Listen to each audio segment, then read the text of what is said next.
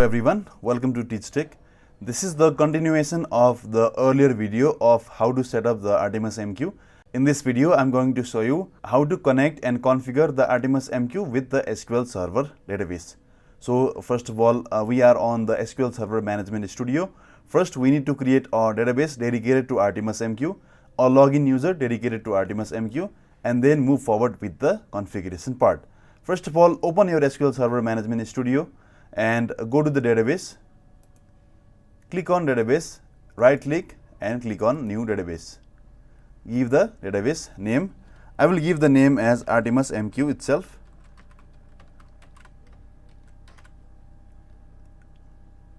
Leave all other settings as default and now click on OK. The new database will be created right here. Now let us create a new login that helps to connect our application with the ArtemisMQ database. Go to security, go to logins, to right click and click on new login. Give the login name as ArtemisMQ. I'm going to give the same name. Choose the SQL Server authentication option. Give the password. I will give the password ArtemisMQ itself. I will remove this enforced password policy. Go down and select the default database as the ArtemisMQ. Default language should be the English language as my personal preference. Go to server roles and select DB creator. Give the DB creator option. Go to user mapping. Select your new database ArtemisMQ and click on this three dot on the right side of default schema. Select browse and go down. Select this DBO. Click on OK. OK. And down here you can see database role membership for ArtemisMQ. Select DB owner. Go to secure levels, status. You need to enable this grant menu for permission to connect to the database engine, and for login this should be enabled. So click on OK. Refresh this part. If you expand the login again, OK. Now you can see a new database ArtemisMQ and a new login ArtemisMQ is seen over here. First of all, we created the database and now we created the login. We need to configure our ArtemisMQ application to connect with this database. My SQL Server is running on Windows virtual machine and my ArtemisMQ is running on the Ubuntu host machine, as you can see right here. So before starting to configure my ArtemisMQ to connect with the SQL Server database, I need to make sure that my Windows Ubuntu host machine and this Windows machine is reachable to each other. So first of all, go to terminal and I will try to ping to the machine where the SQL Server is installed. Check the IP address of my Windows machine. The IP address is 192.168.56.101. Ping 192.168.56.101. Okay, it is reachable from Ubuntu to Windows. Now let me check the IP address of Ubuntu machine. The command is IP space A. The IP address is 192.168.18.3. Go to Windows and try to ping to 192.168.18.3. Okay, it's pinging from inside the machine as well. So again, I will try to telnet from Ubuntu to this Windows server on the port 1433 because SQL Server inside the Windows is running on 1433. You can verify the port address on which SQL Server is running by going to Start and go to SQL Server Configuration Manager. Go inside these protocols for MS SQL Server and go to this TCP IP. To right click, go to Properties, go to IP addresses, go down and you can see the TCP port is 1433. I will try to telnet the port again. So the command should be telnet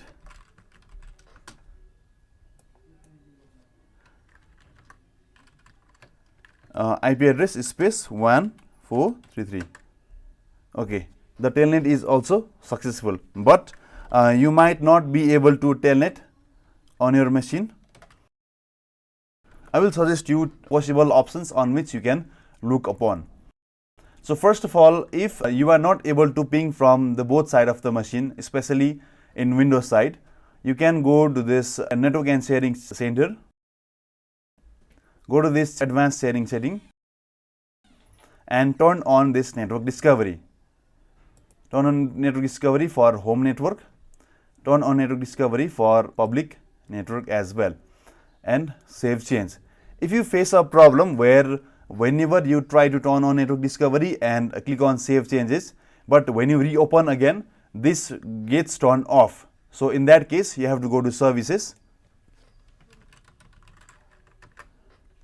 and search for 4 services if they are running or not. And if they are not running, you should have to make it run.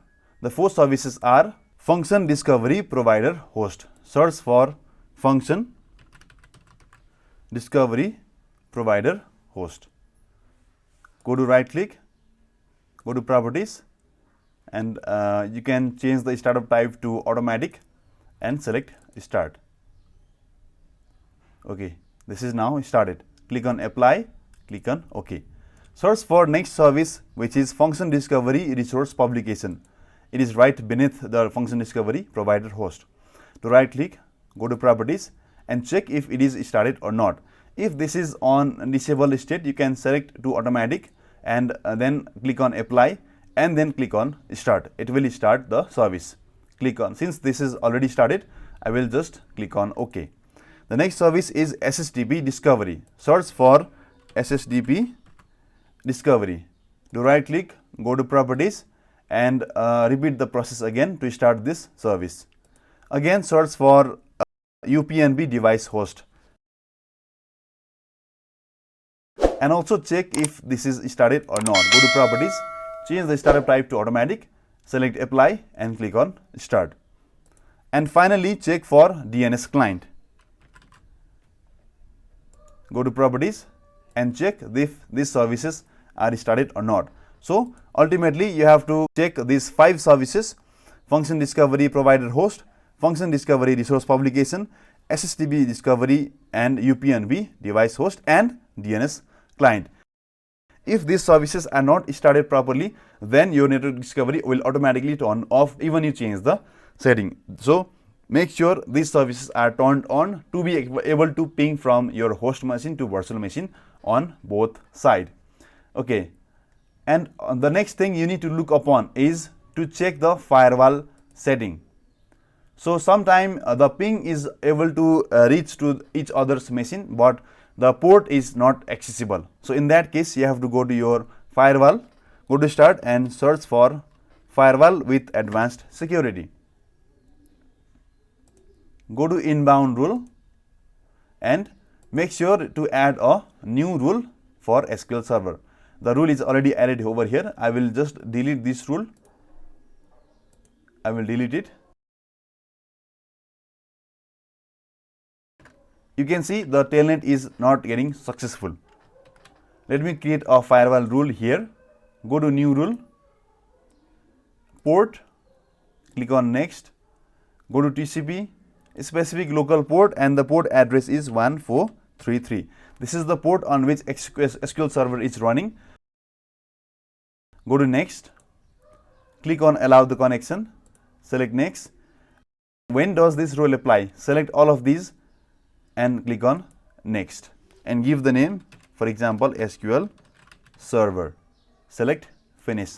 Okay, a rule is now added. Let us check it again if the telnet is successful. You can see the telnet is successfully done. That means my Ubuntu machine is able to reach to the port of 1433 on this IP address of Windows machine.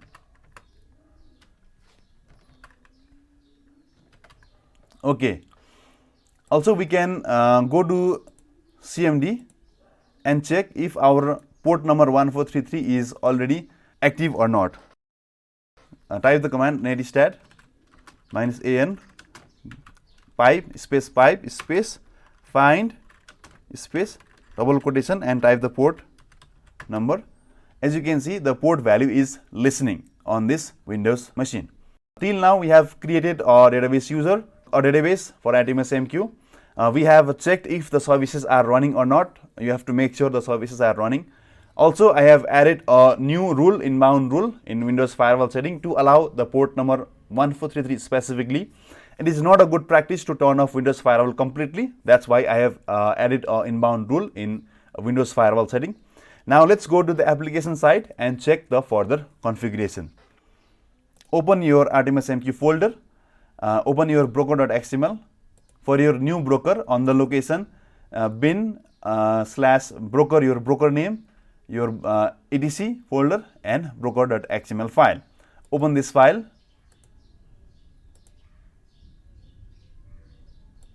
This is the file. Now we have to copy a code beneath this persistence tag. I will provide the code on the description box as well. This is the code. Let's go here and paste the code. We need to now make sure the database configuration. Let me change the IP address of my now Windows machine where I have the database.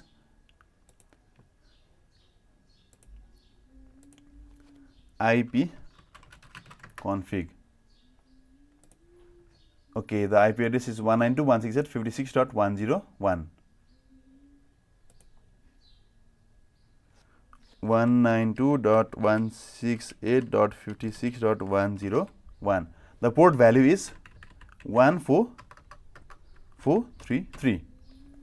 The database name is ArtemisMQ. The username is ArtemisMQ. And let me change the password here as well.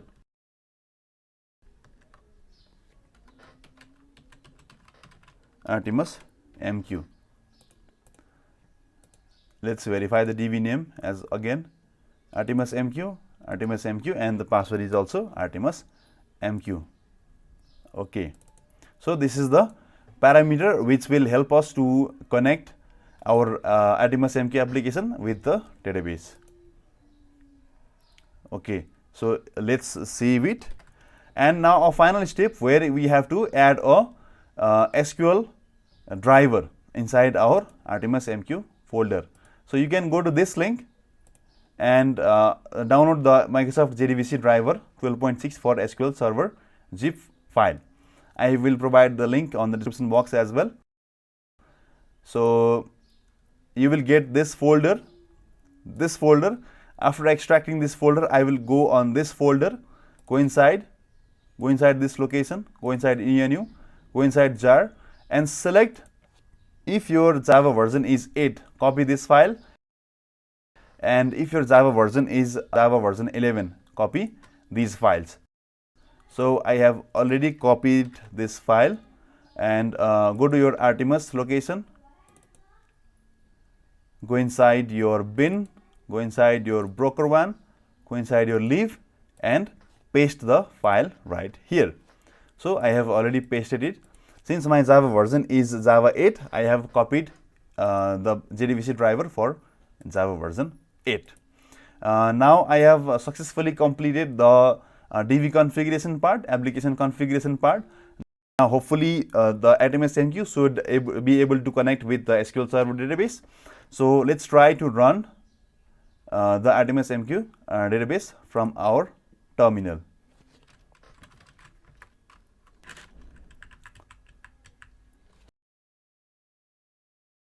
This is the command which we use to run the ArtemisMQ. The command says, within the double quotation, place your Artemis file location and then select run. So hit enter.